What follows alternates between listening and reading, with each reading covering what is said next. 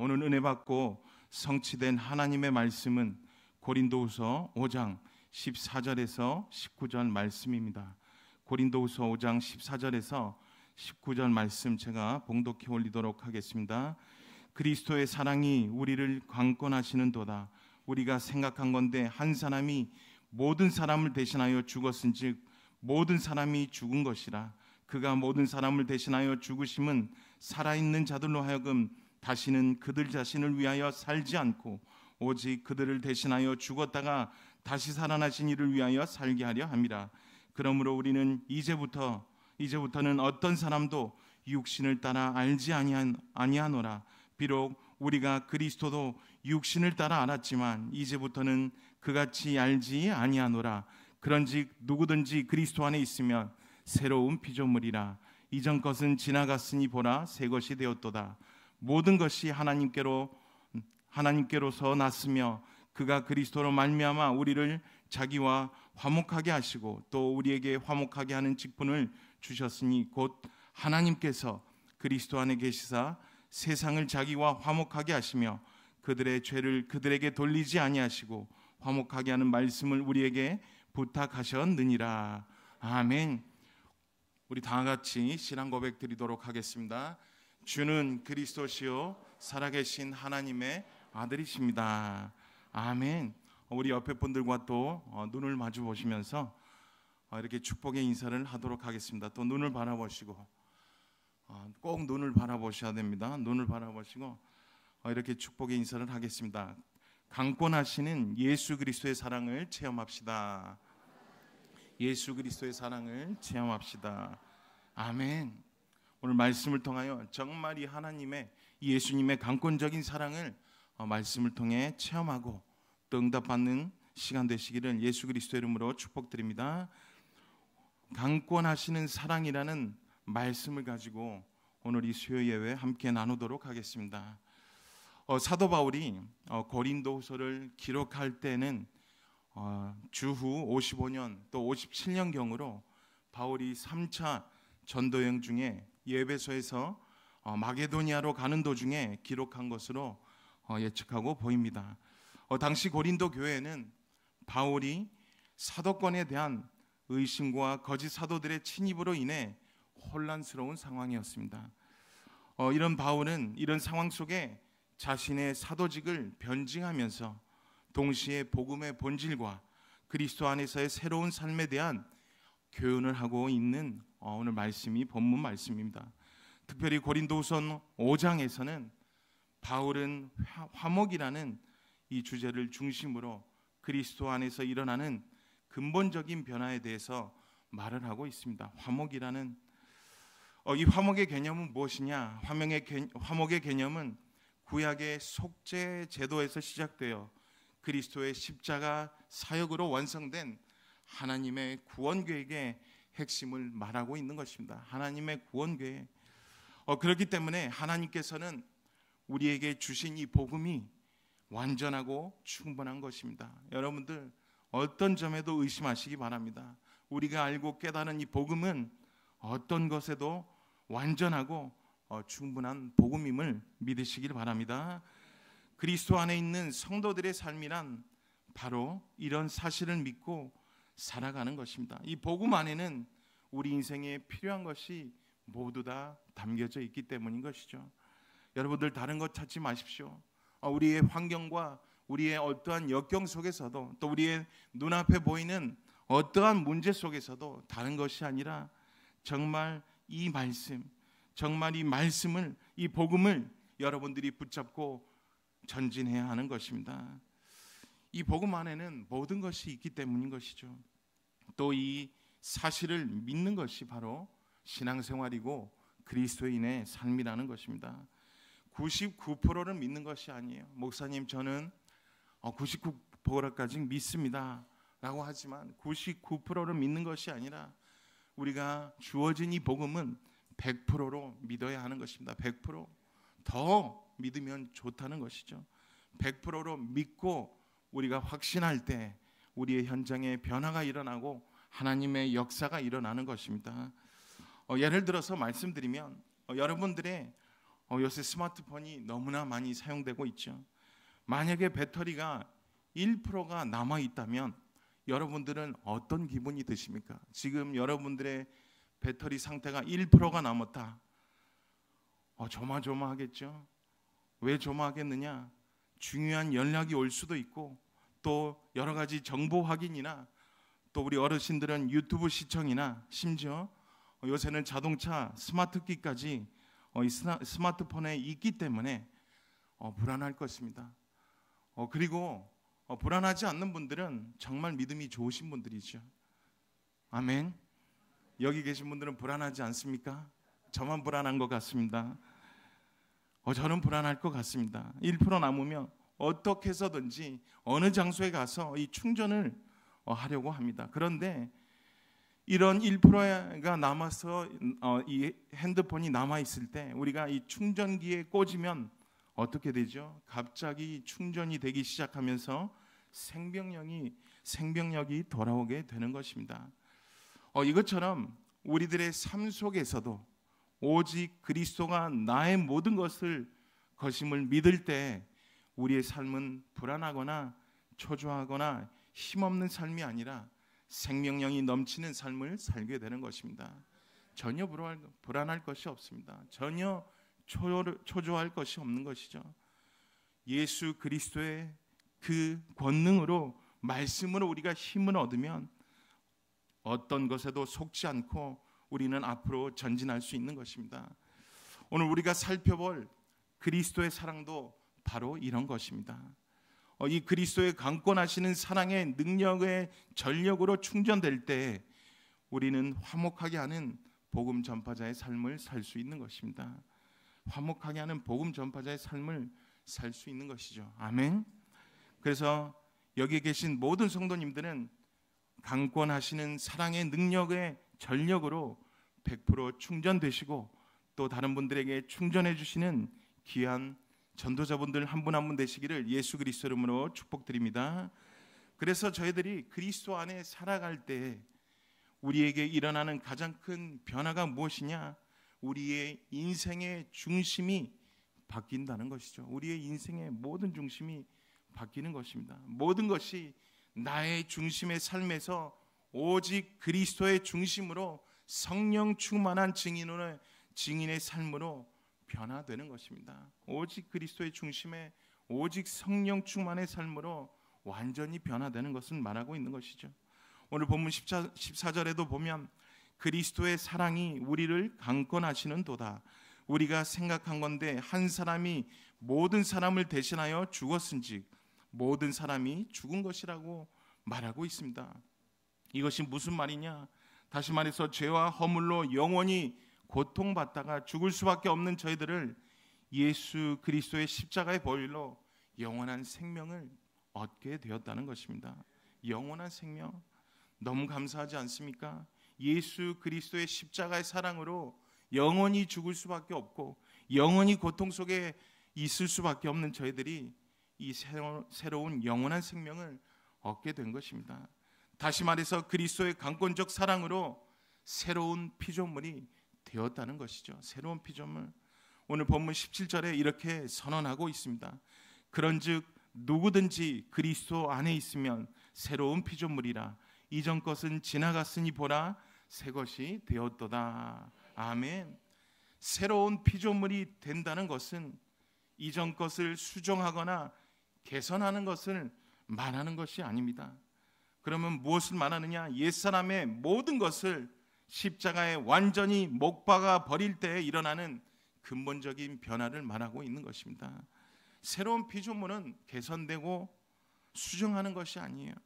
우리의 모든 과거, 우리의 모든 옛사람의 체질을 완전히 그리스도의 십자가에 못 박혀 버릴 때 우리의 근본적인 이 변화를 말하고 있는 것이죠. 오늘 예원의 모든 성도님들은 말씀을 통하여 그리스도의 생명을 주신 강권적인 사랑을 우리의 삶 속에 체험하며 누리며 선포하시는 귀한 성도님들 되시기를 예수 그리스도 이름으로 축복드립니다. 첫 번째로 우리를 대신하여 죽으신 그리스도를 위한 삶입니다. 고린도후서 5장 15절에서 16절 말씀입니다. 그가 모든 사람을 대신하여 죽으심은 살아있는 자들로 하여금 다시는 그들 자신을 위하여 살지 않고 오직 그들을 대신하여 죽었다가 다시 살아나신 이를 위하여 살게 하려 함이라. 그러므로 우리가 이제부터는 어떤 사람도 육신을 따라 알지 아니하노라. 비록 우리가 그리스도도 육신을 따라 알았으나 이제부터는 그같이 알지 아니하노라. 아멘. 사도 바울은 고린도 교회 성도들에게 자신처럼 온전한 새로운 피조물이 되기를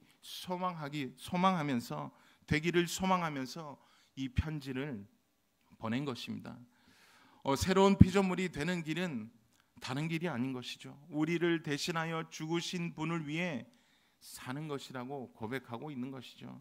우리를 대신하여 죽으신 그 분이 누구시냐? 바로 예수 그리스도를 말하고 있는 것입니다. 우리는 허물과 죄로 가득하여 영원히 고통받다가 죽을 수밖에 없었던 우리들을 예수 그리스도께서 대신하여 십자가에 죽으셨다는 것이죠. 로마서 5장 8절에 이를 증명하고 있습니다. 우리가 아직 죄인 되었을 때 그리스도께서 우리를 위하여 죽으심으로 하나님께서 우리에 대한 자기의 사랑을 확증하셨느니라. 아멘. 그렇다면 우리가 우리를 대신하여 죽으신 예수 그리스도를 위해 사는 것은 아주 당연한 것이라는 것이죠. 특별하고 유별난 것이 아닙니다. 내가 무언가를 잘하는 것이 아니라 예수 그리스도를 위해 사는 이 삶은 아주 당연한 것이라는 것이죠. 그래서 하나님은 우리를 사랑하셔서 예수 그리스도를 보내시고 그분이 죽으심으로 하나님과 만나는 길을 열어주신 것입니다. 그런데 문제가 어디서 오느냐? 여기까지 너무 좋은데 많은 사람들이 이 사실을 알면서도 여전히 자신의 생각에 붙잡혀 세상 문제 속에 헤매고 있다는 것입니다. 예수 그리스도가 죽으심으로 하나님과 만나는 길을 열어주셨는데 알고 있지만 그래도 계속해서 우리의 환경 속에 우리의 눈앞의 문제 속에 이 세상 것에 붙잡혀서 그 문제 속에 헤매고 허둥지둥 세월을 보내고 있다는 것이죠. 왜 그렇습니까? 대부분의 사람들을 보면 무엇을 가지고 있느냐? 내가 원하는 대로 나의 생각대로 되지 않으면 모든 것이 문제라고 말을 합니다. 나의 생각, 내가 원하는 대로 응답이 되지 않으면 그것이 문제라고 말을 한다는 것이죠. 예수 그리스도가 나의 주인이 되어야 하는데 예수 그리스도가 나의 주인이 아니고 자신이 바로 인생의 주인이라고 착각하고 살아가기 때문에 모든 것이 문제가 될 수밖에 없는 것이죠. 여러분들은 모든 것을 예수 그리스도 앞에 내려놓기를 바랍니다. 우리의 생각, 우리의 모든 것은 예수 그리스도께 우리는 맡겨야 되는 것입니다. 우리가 할 수 있는 것이 없어요. 우리의 주장대로 살면 결국에는 바벨탑처럼 무너질 수밖에 없는 것입니다. 어떤 성도 한 분이 사업이 어려워지자 이런 고백을 하더라고요. 하나님, 왜 제가 이런 고난을 당해야 합니까? 교회에서 헌신도 많이 하고 교회에서 봉사도 많이 하고 또 나름대로 신앙생활을 잘했는데 왜 이 사업이 힘들고 왜 내가 이런 고난을 당해야 합니까? 라고 불평하는 모습을 봤습니다. 완전히 불신앙하고 있는 것이죠. 그러나 그리스도 안에 있는 성도라면 또 하나님의 자녀라면 우리는 이런 상황에 어떻게 해야 합니까? 불평하는 것이 아니라 왜 이러냐는 하나님을 원망하는 것이 아니라 성도라면 주님, 이 상황 속에 어떻게 주님의 뜻을 이뤄갈 수 있을까요? 라고 질문해야 하는 것입니다. 하나님의 뜻과 계획이 무엇인지 우리가 기도로 응답받아야 되는데 전혀 응답은 받지 못하고 원망과 주변의 사람들에게 이 문제를 전가하면서 불평하고 계속해서 이렇게 살아간다는 것입니다. 다시 말해서 하나님의 뜻과 계획이 무엇인지 찾기보다는 원망, 불평부터 하기 시작한다는 것이죠. 그리고 우리 마음의 깊은 곳에 자리 잡고 있는 불신앙 때문에 모든 것이 문제가 되고 문제 속에 헤매고 있는 것입니다. 여러분들도 모르게, 우리가 알지도 모르게 우리의 깊은 마음속에 불신앙이 자리 잡고 있어요.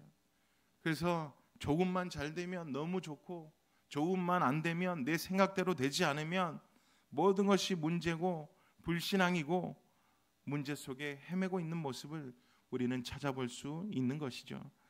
하나님이 유일하신 분이며 우리를 사랑하셔서 예수 그리스도를 보내시어 영원한 생명을 주셨다는 이 사실을 모르기 때문에 나 중심에 빠져서 신앙생활을 하면서도 유리방황하는 삶을 살 수밖에 없다는 것입니다. 이런 불신앙은 우리가 하나님의 절대 주권을 인정하지 않기 때문인 것이죠. 하나님의 절대 주권을 믿지 않아요. 모든 것이 나의 중심이에요. 나의 생각이고, 그런데 우리는 마치 우리가 우리 인생의 주인인 것처럼 착각하고 살아간다는 것입니다. 우리의 인생을 주관하시는 유일한 주관자는 예수 그리스도이심을 믿으시길 바랍니다. 절대 주권을 인정해야 돼요. 모든 것이 하나님 손에 있다는 것입니다. 여러분들이 지금 어떠한 상황 속에 있든지 어떠한 환경 속에 있든지 전혀 상관없습니다. 여러분들의 절대 주권을 믿으시길 바랍니다. 정말 우리가 매달리고 하나님 앞에 우리가 확신하고 그 말씀을 믿고 기도할 때에는 하나님께서 분명히 응답해 주신다는 사실을 믿으시기 바랍니다. 그런데 문제가 나의 것으로, 내 인생의 주인이 나의 것으로, 내 것으로 착각하고 살아가는 것이죠. 하나님의 뜻보다는 나의 뜻을 앞세우고 하나님의 계획보다는 나의 계획을 더 중요하게 여긴다는 것입니다. 너무나 안타깝지 않습니까? 빌립보서 4장 13절에 이렇게 말하고 있습니다. 내게 능력 주시는 자 안에서 내가 모든 것을 할 수 있느니라. 아멘. 내게 능력 주신 자 안에서 내가 모든 것을 할 수 있는데, 다시 말해서 하나님의 은혜로, 하나님의 능력으로 내가 모든 것을 할 수 있는데, 많은 성도들이 그 하나님의 능력을 믿지 않고 하나님의 권능을 이해 못하고 믿지 않고 자신의 무능함에 벗어나지 못하고 나는 안 되라는 불신앙 속에 깊이 빠져 있다는 것입니다. 여기서 내게 능력 주신 자가 누구시냐? 바로 예수 그리스도를 말합니다. 우리의 능력이 아닌 예수 그리스도의 능력으로 모든 것을 할 수 있다는 것입니다. 아멘. 예수 그리스도의 능력으로 우리가 약할 때 주님의 능력이 우리를 통해 온전히 나타난다는 것을 완전히 믿으시기 바랍니다. 약할 때, 좋을 때는요 누구나 감사하고 기뻐할 줄 알아요. 하지만 어려움이 찾아오면 감사와 기쁨이 어디로 사라진지 모를 정도입니다. 우리 다민족 교회도, 우리 다민족 예배에도 많은 분들이, 다민족 성도님들이 좋을 때는 너무 좋아요. 그런데 문제만 닥치면 하나님, 예수님 어디 간지 모르고 자기 주장, 자기 생각으로 어려움 속에 헤매는 모습을 찾아볼 수 있습니다. 우리가 약할 때, 오히려 이 약할 때, 힘들 때 주님의 능력을 체험하는 시간임을 여러분들은 확신하고 믿으시기 바랍니다. 그래서 축복이에요. 우리에게 문제가 다가오면 축복이에요. 하나님 앞에 더 무릎 꿇고 기도하고 하나님 앞에 더욱더 감사하는 시간이기 때문에 우리는 감사할 수밖에 없는 것입니다. 여러분들 혹시 문제와 사건 속에 있습니까? 불만 불평하시지 마시고 감사하시기 바랍니다. 이상한 말씀하시네요 하는 얼굴로 저를 쳐다보고 계시는데 그렇지 않습니다. 정말로 어떠한 문제와 사건 속에 이 믿음으로 정말 모든 것을 예수 그리스도께 맡기시기 바랍니다. 우리의 하나님의 능력을 우리의 무능에 제한하지 마십시오. 우리 중남미권 지역 전도에 오시는 한 집사님이 전도에 대한 이렇게 말을 했습니다. 전도에 대해서 이렇게 말을 하시더라고요.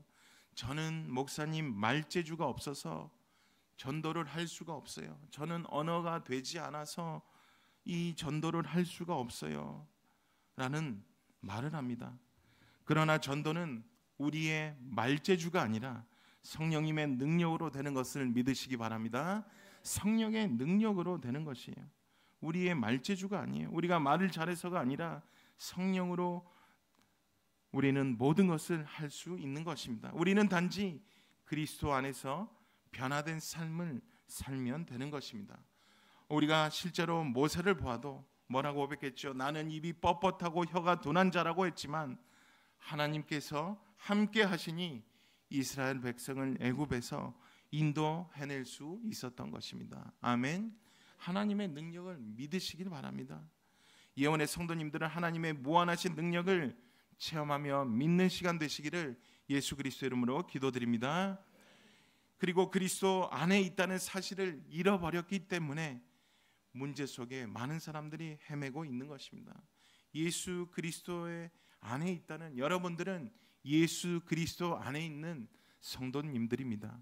여러분들은 예수 그리스도의 안에 있는 전도자이며 증인인 것을 확실히 믿으시길 바랍니다. 그리스도 안에 있다는 사실을 여러분들이 항상 기억해야 돼요. 정말 이 사실을 기억하지 못하기 때문에, 이 사실을 잃어버렸기 때문에 과거의 옛사람의 모습으로 힘들게 살면서 형식적인 신앙생활을 할 수밖에 없다는 것입니다. 혹시 지금 이 자리에 이런 상태에 계신 성도님들이 계시다면 빨리 예수 그리스도께 돌아가시길 바랍니다. 정말 빨리 돌아가셔야 돼요.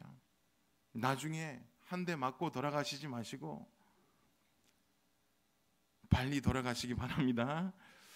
그렇기 때문에 그리스도 안에 있다는 것은 단순히 교회를 다닌다는 것이 아닙니다. 그리스도와 연합된 존재가 되었다는 뜻이죠. 그리스도께서 죽으셨을 때 우리도 함께 죽었고, 그리스도께서 부활하셨을 때 우리도 함께 부활한 것입니다. 이것이 바로 우리의 정체성인 것이죠. 여러분들 분명히 기억하시기 바랍니다. 우리의 정체성이 바로 이렇게 엄청난 것이죠. 그런데 많은 성도님들이 이 정체성을 잊어버리고 망각하고 여전히 죄와 사망의 법에 아래 사는 것을 것으로 착각하고 있다는 것이죠. 예수 그리스도께서 우리 인생의 유일한 소망이며 구원자라는 사실을 알면서도 전도 현장에 말씀을 적용하지 못하고 있다는 것이죠. 말씀을 적용하지 못해요. 여전히 헤매고 사는 것이죠. 복음 중심이 아닌 세상 중심으로 살고 있기 때문에 예수 그리스도의 복음을 알아도 이 복음의 능력을 체험하지 못하고 문제 속에 헤매이며 살아간다는 것입니다. 정말 세상 중심으로 산다는 것은 세상의 가치관과 기준으로 모든 것을 판단하고 결정한다는 것을 말하고 있는 것이죠. 또 성공과 실패를 세상적인 기준으로 평가하고 행복과 불행을 물질적인 것으로 측정하며 문제 해결책을 세상적인 방법으로 또 찾으려고 하기 때문에 우리가 계속해서 헤매고 있을 수밖에 없는 것이죠. 이런 삶의 태도로는 복음의 능력을 절대 체험할 수 없는 것입니다. 예언의 성도님들은 예수 그리스도를 아는 것으로 끝내지 마시기 바랍니다. 아는 것으로 끝내지 마시고 예수가 그리스도가 되시며 우리 죄를 위하여 고난 받으시고 십자가에 못 박혀 죽으시고 부활하신 예수 그리스도가 정말로 믿어지며 내 인생의 주인이 될 때 바로 이 복음의 능력을 체험할 수 있기 때문인 것입니다. 정말 여러분들 내 인생의 주인으로 모시기 바랍니다. 정말 예수 그리스도의 능력을 믿으시기 바랍니다.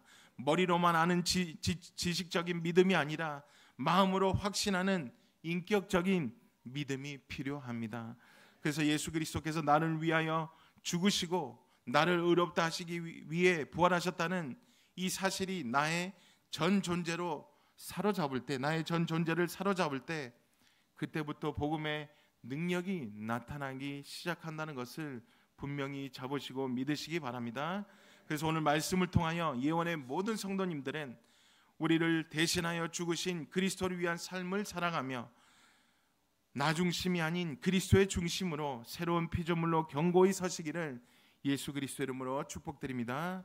두 번째로 하나님과 화목하게 하는 직분을 감당하는 삶입니다. 고린도후서 5장 17절에서 19절 말씀입니다. 그런즉 누구든지 그리스도 안에 있으면 새로운 피조물이라 이전 것은 지나갔으니 보라 새 것이 되었도다.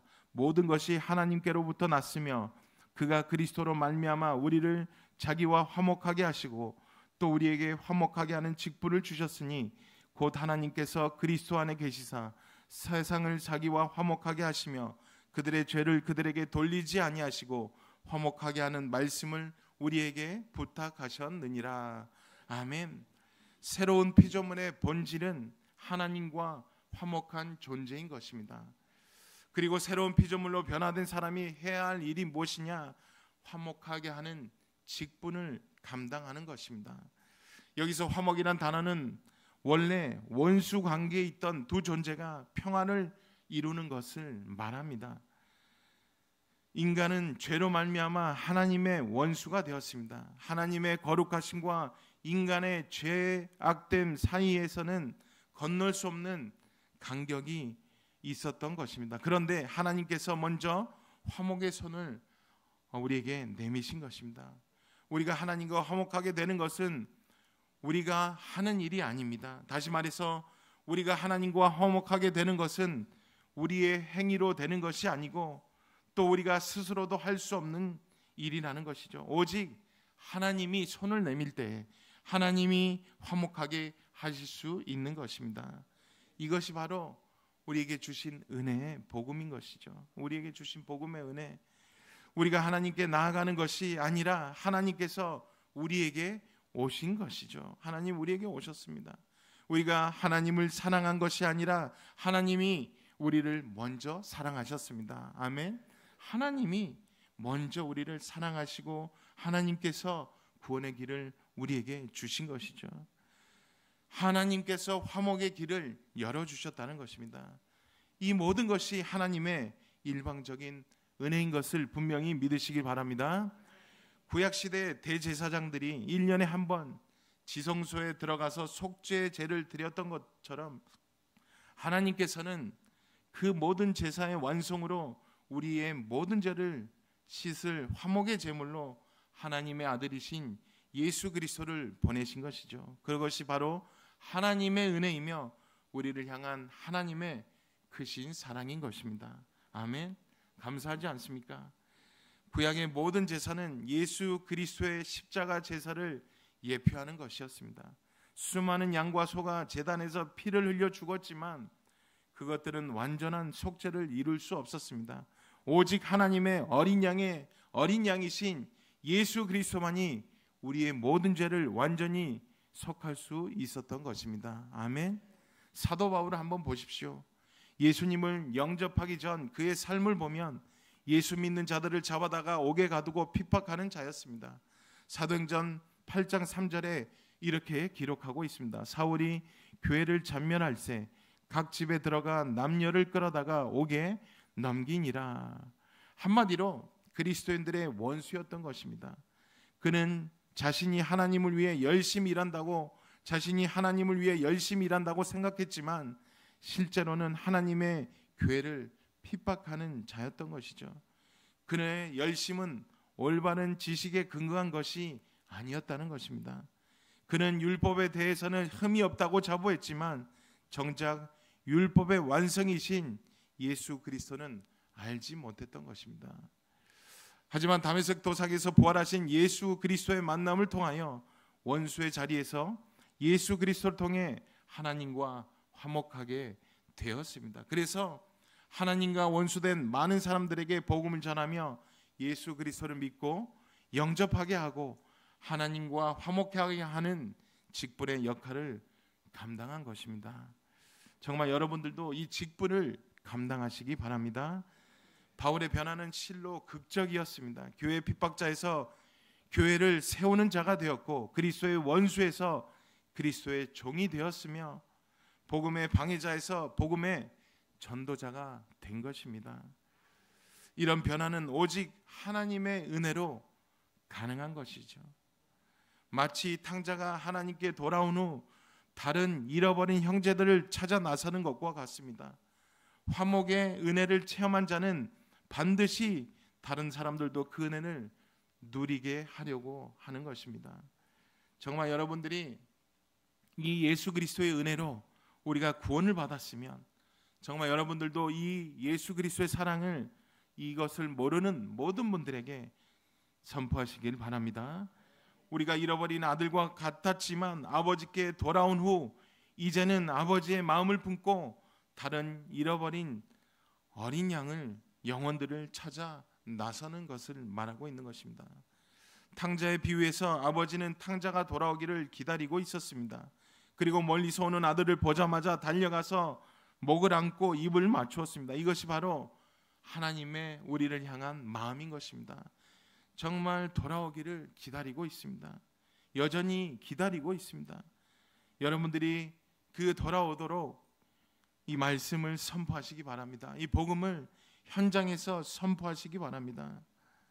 하나님께서는 죄인이 돌아오기를 간절히 기다리고 계신다는 것입니다. 그리고 우리가 그 은혜를 체험했다면 이제는 우리도 아버지의 마음을 품고 다른 잃어버린 영혼들을 위하여 기도하고 전도해야 하는 것입니다.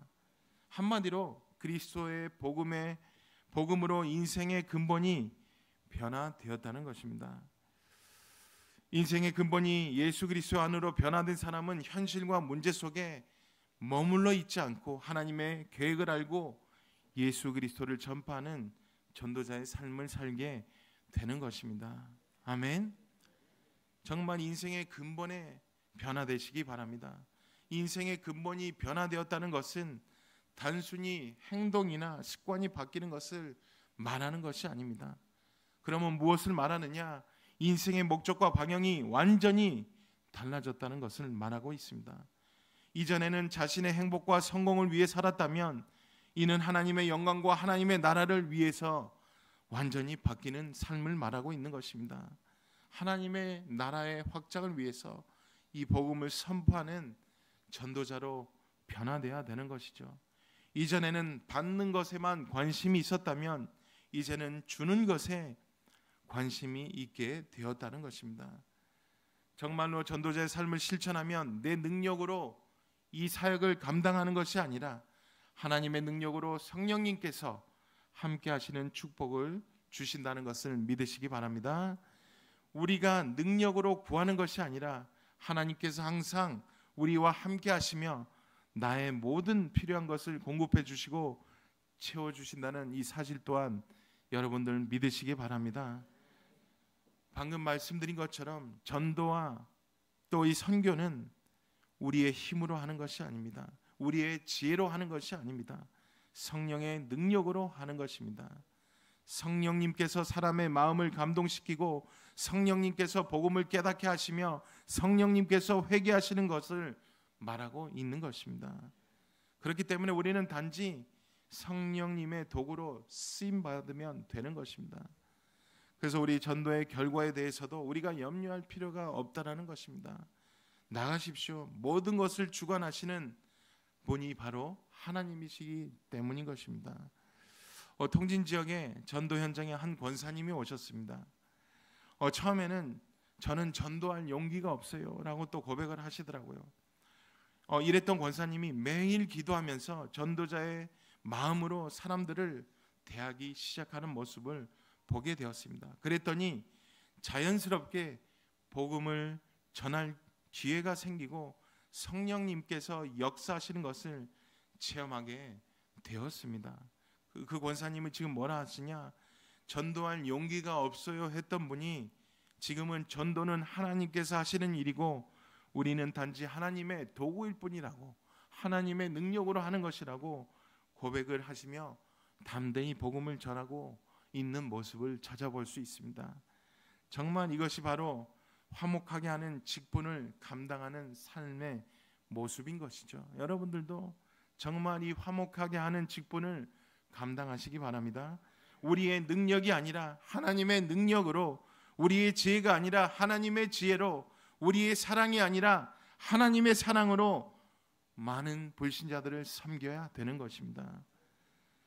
예언의 성도님들은 전도를 하려고 하지 마십시오. 먼저 전도자의 삶을 실천하시기 바랍니다. 전도자의 삶을 실천해야 돼요.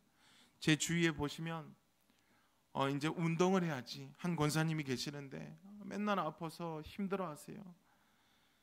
운동을 하면 좋아지는 것을 알아요. 하지만 운동을 안 하세요. 알고는 있지만 운동을 안 하세요. 이해가 안 가죠.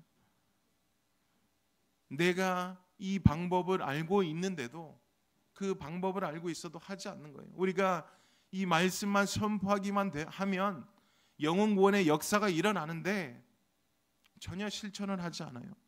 다음 주에 가야지, 내일 가야지, 모레 가야지 계속 미룹니다. 사단은 박수를 치죠. 여러분들이 하루하루 미룰 때마다 할렐루야 라고 사단은 박수를 친다는 것입니다. 그렇기 때문에 우리의 생각, 우리의 지혜, 우리가 하는 것이 아니라 하나님의 힘으로, 하나님의 권능으로 하신다는 것을 믿으시기 바랍니다. 그러면 전도자의 삶이 무엇입니까? 그것은 먼저 내가 복음으로 변화되어 복음의 증인으로 사는 것입니다. 말로만 복음을 전하는 것이 아니라 삶으로 보여주는 것입니다. 내 안에서 그리스도의 사랑이 넘쳐 흘러 그 사랑이 다른 사람에게도 전해지는 것입니다. 그래서 되어지는 전도와 선교, 하나님께서 함께 하시는 전도와 선교를 체험하는 그리스도 안에 있는 새 좋은 피조물로 견고히 서시기를, 또 전도자들 되시기를 예수 그리스도 이름으로 기도드립니다. 하나님의 최고의 소원이 바로 영혼 구원을 향한 전도이며 선교인 것이죠. 하나님께서는 한 영혼이 회개하는 것을 천사들도 기뻐한다고 말씀하셨습니다. 이것이 바로 하나님의 마음입니다. 하나님께서 아무도 멸망하지 않고 다 회개하기에 이르시기를 원하시는 것이죠. 이런 하나님의 마음을 품으시기 바랍니다. 또 하나님의 마음을 품고 살아가는 것이 하나님의 바로 화목하게 하는 직분을 감당하는 것입니다. 여러분들이 전도에 실천하시기 바랍니다. 정말 예언의 모든 성도님들도 하나님과 화목하게 하는 직분을 잘 감당하며 잃어버린 영혼들을 그리스도께로 인도하는 화목해 하는 전도자들이 되시기를 예수 그리스도 이름으로 축복드립니다. 결론입니다. 오늘 본문 13절에 사도 바울이 미쳤다는 말을 듣고서도 예수 그리스도의 은혜의 복음을 전하며 고난받는 삶을 산 이유가 무엇입니까? 바로 예수 그리스도의 사랑이 그를 강권하시기 때문인 것입니다. 14절을 다시 한번 보겠습니다. 그리스도의 사랑이 우리를 강권하시는도다. 우리가 생각한 건데 한 사람이 모든 사람을 대신하여 죽었은즉 모든 사람이 죽은 것이라. 아멘. 예수 그리스도의 십자가에서 죽으심으로 행하신 사랑은 사도 바울에게만 강권하는 것이 아니라 고린도 교회 성도들과 예수 그리스도를 믿는 지금 이 자리에 계신 예언의 모든 성도님들에게도 강권하고 계시다는 것을 믿으시기 바랍니다. 강권하다는 것은 무엇이냐? 헬라어로 시네코이라는 말인데 사방에서 에워싸서 압박하다라는 말이 있고요. 또 완전히 지배한다, 사로잡는다는 뜻이 있습니다. 한마디로 그리스도의 사랑이 우리를 완전히 사로잡고 지배한다는 것을 말하고 있는 것이죠. 그렇기 때문에 예수 그리스도의 강권하는 은혜 안에 있는 사람은 자신을 위해 살지 않고 예수 그리스도를 위해 살며 하나님과 화목하게 하는 말씀을 부탁받아 그것을 전하는 삶을 산다는 것입니다. 이것이 바로 하나님께서 우리의 죄를 우리들에게 돌리시지 않으시고 예수 그리스도께 돌리셔서 자기와 화목하게 하셨다는 것입니다. 저희들의 모든 생각을 여러분들 기도로 바꾸시기 바랍니다. 모든 것을 능력으로 바꾸는 영적인 힘을 여러분들은 받게 되실 것입니다. 17절에 보시면 그런즉 누구든지 그리스도 안에 있으면 새로운 피조물이라 이전 것은 지나갔으니 보라 새 것이 되었도다. 아멘. 여러분들 오늘 꼭 기억하시기 바랍니다.